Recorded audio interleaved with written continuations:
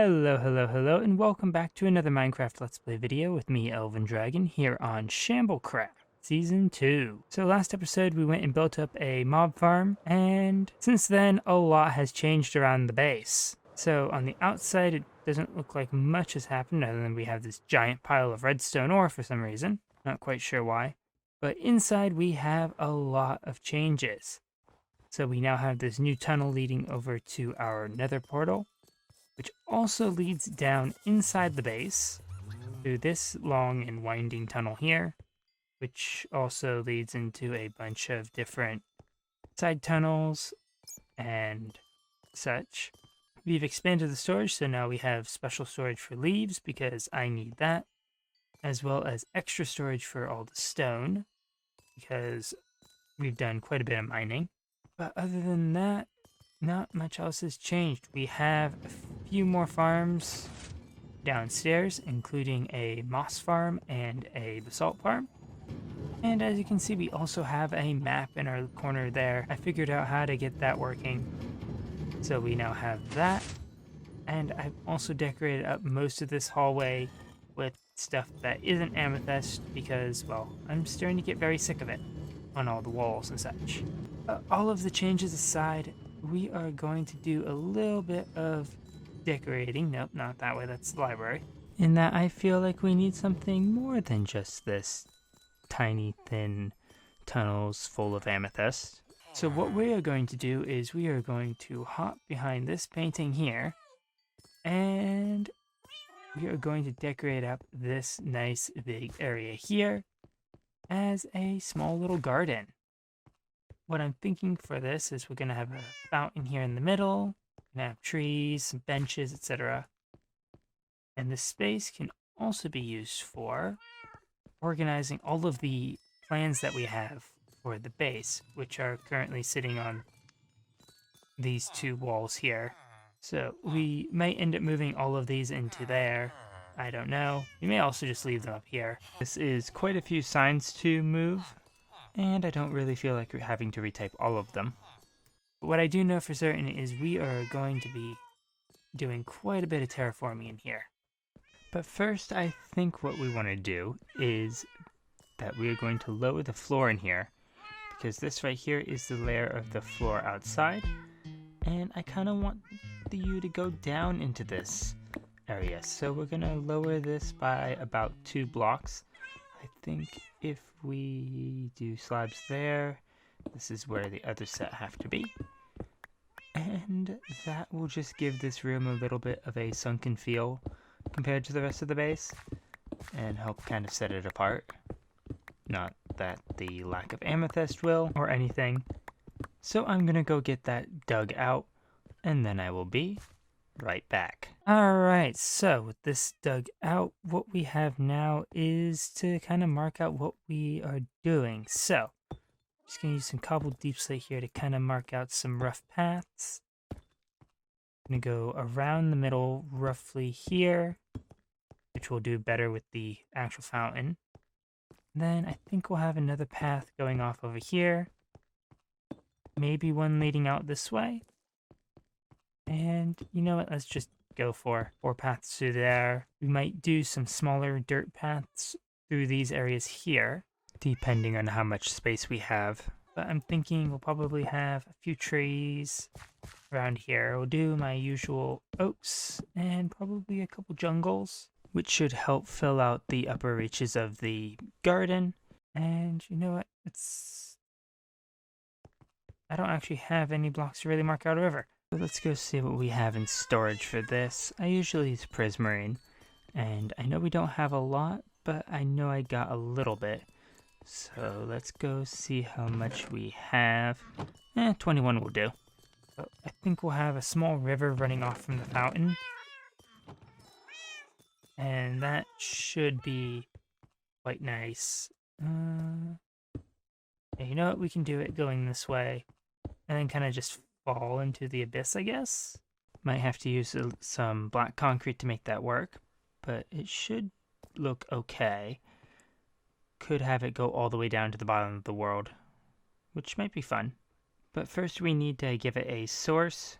So what I'm thinking for this fountain is if we kind of clear this area here, just going to do a very, very simple one, which is just going to be a 7 wide circle. So that's just 3 on the edges with 1 on the diagonal to connect them all.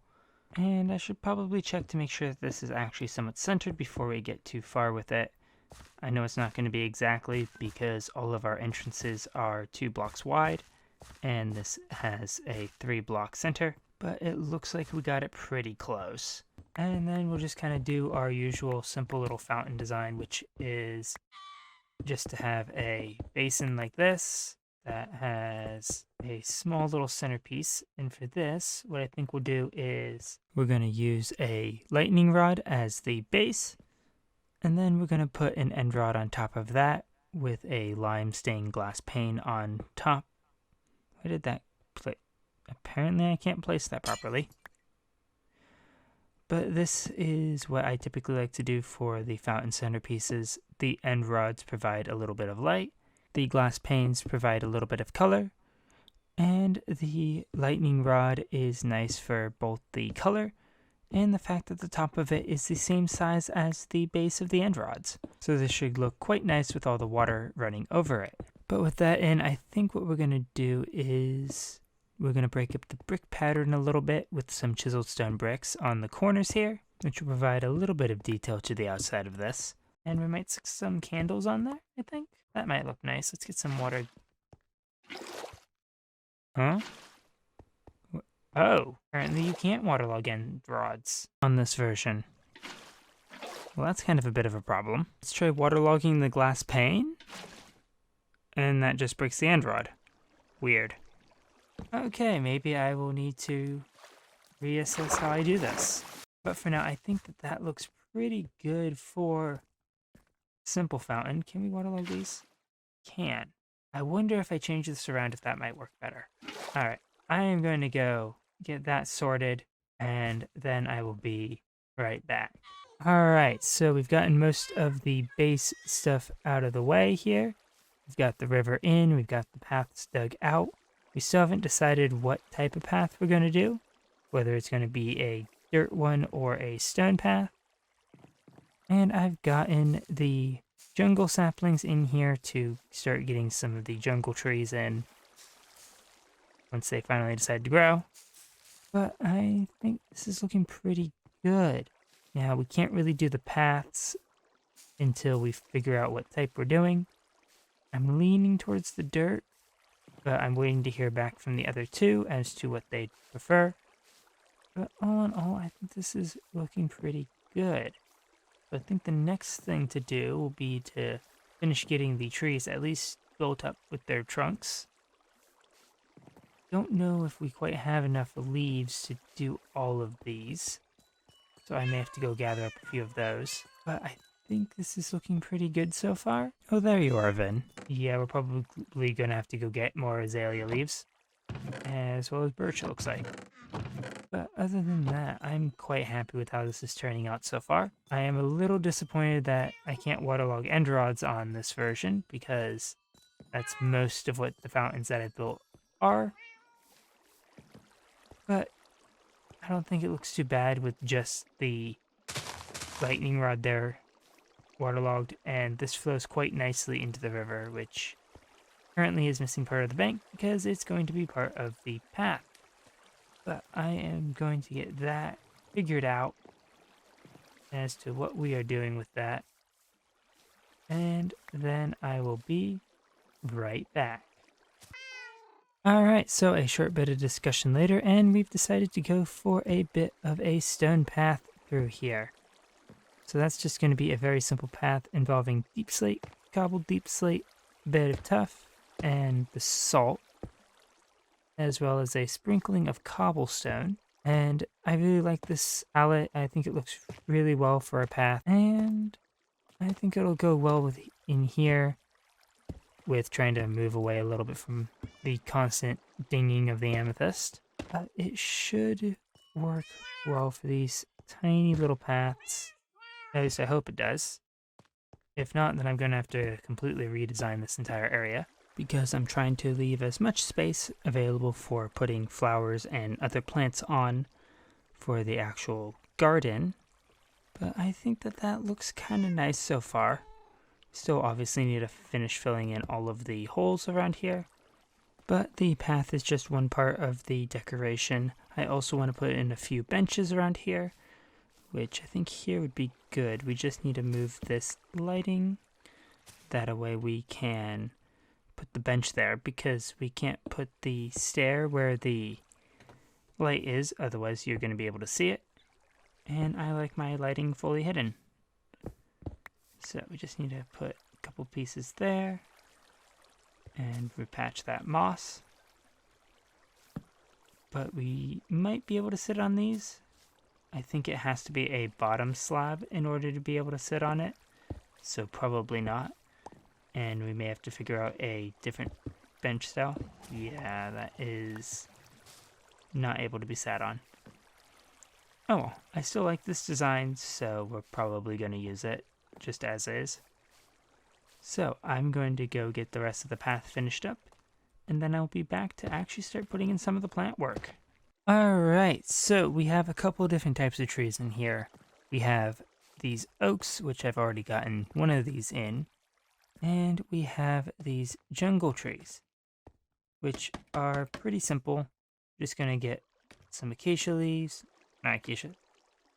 We're just going to get some azalea leaves, and we are going to ring these around like so, and kind of do a kind of weeping pattern with them. These are some trees that I really enjoy making. I do them out of either the azalea or the oak. I've just been enjoying doing azalea lately with them. But these are my interpretation of an extinct type of tree, or rather, an extinct fern, actually. And I think they turn out quite nicely. They work very well with the other trees that I have. And the combination of the two, I think, will work very well for creating a nice calming atmosphere in here, if the sounds of the flowing water don't already do that. So I'm going to get the other 4 trees that we have marked out here in, maybe put a couple smaller of the jungle trees in, not quite sure. And then I will be right back. Alright, and there we go. That is all of the trees in. I added a couple small ones around here, including this one here, and a couple of our stick trees, as well as a few short bushes. I don't think I'm going to do any of the leaf bushes. There's not really enough space. But I do want to mix in a few flowers. We've got some alliums, some blue orchids, and all 4 colors of tulip. And I think those should be more than enough for what we need around here. Just adds a little bit of color for the ground and makes this feel a little more alive. And there we go.